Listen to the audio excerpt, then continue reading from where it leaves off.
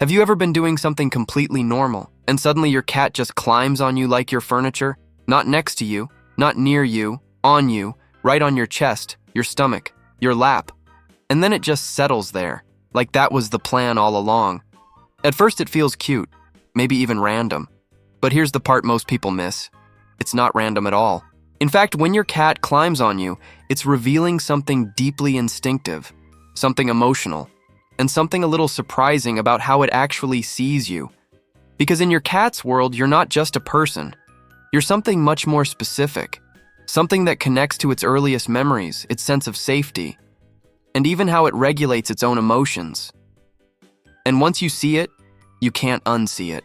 In this video, we're going to break down what's really happening in your cat's mind when it chooses you as its favorite place to climb, and why that moment means more than most owners realize.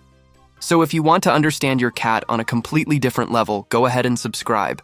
Not for me, but for them. Because what you're about to learn might change how you respond the next time they jump on you. Number 1, physical contact is not random, it's emotional regression. Picture this. You're lying down, maybe scrolling your phone, and your cat slowly walks over, pauses for a second, and then climbs right onto your chest. Not gently, not cautiously, with complete certainty. And then comes the kneading, that slow, rhythmic pressing of paws, like it's working dough. Here's what's actually happening. Your cat isn't just getting comfortable, it's going backwards, all the way back to when it was a kitten. That kneading motion, it comes from nursing. Back then, pressing against the mother's body stimulated milk, warmth, pressure, closeness. That combination meant survival. Now fast forward to this moment. Your chest rises and falls. Your body is warm. Your scent is familiar. To your cat's brain, this feels almost identical.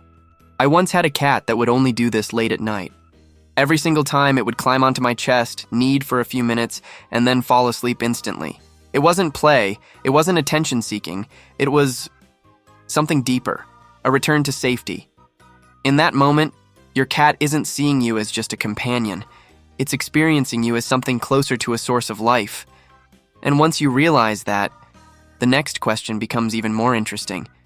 Because if your cat sees you that way, what role do you actually play in its world? Number 2, you are not just a human. You are part of its territory. Let's shift the scene. Your cat jumps onto your lap, turns in a tight circle, and then settles in, pressing its body firmly against you. Seems affectionate, right? It is. But it's also something else.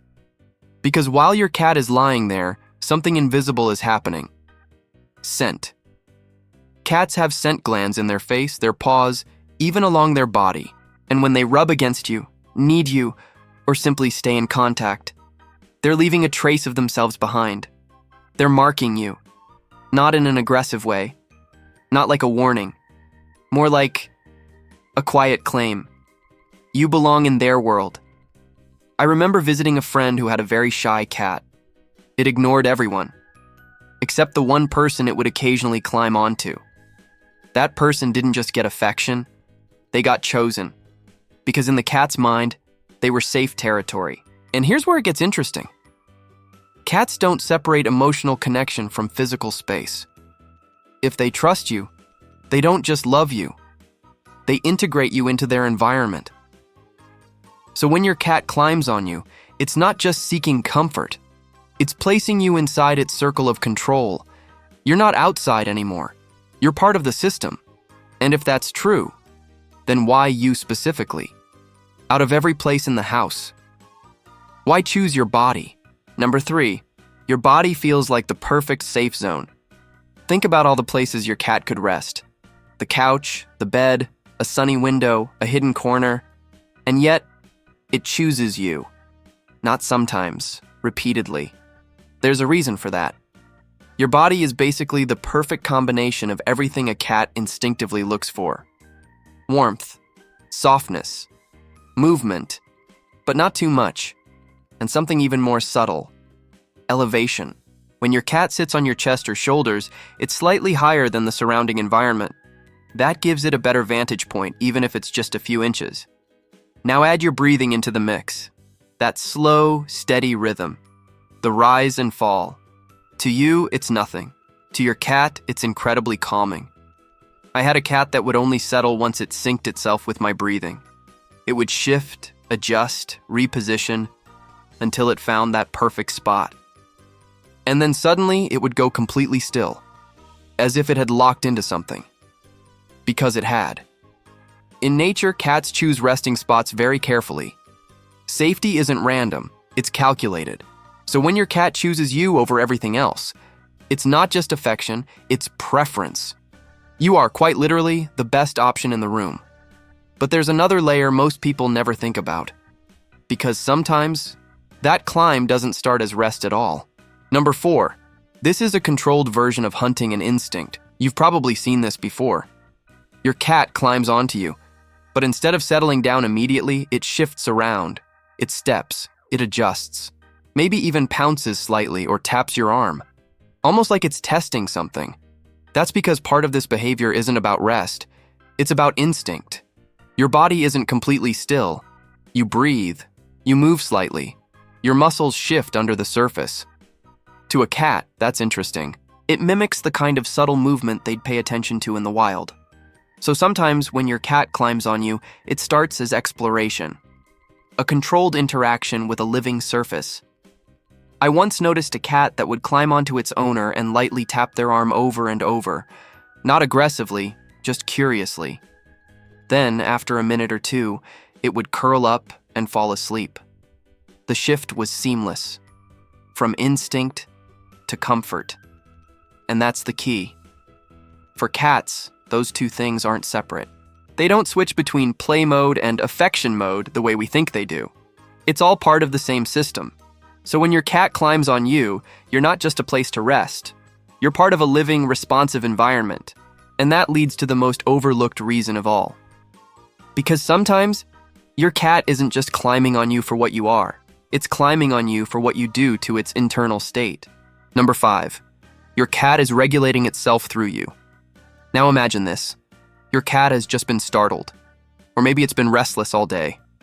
Moving around, alert, slightly tense, and then suddenly, it comes to you, climbs on you, presses into you, stays there, and slowly, it relaxes.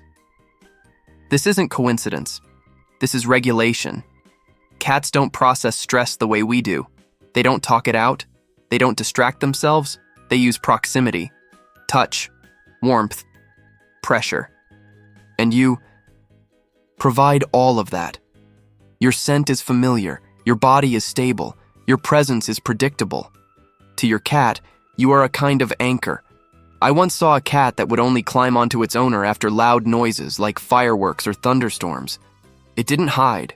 It didn't run away. It went toward the one thing that brought it back to balance. And here's the part most people never realize. When your cat chooses you in those moments, it's not just showing love, it's using you. Not in a negative way, in a deeply trusting way.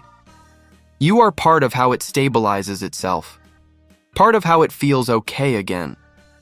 And once you understand that, the next time your cat climbs on, you won't feel random at all.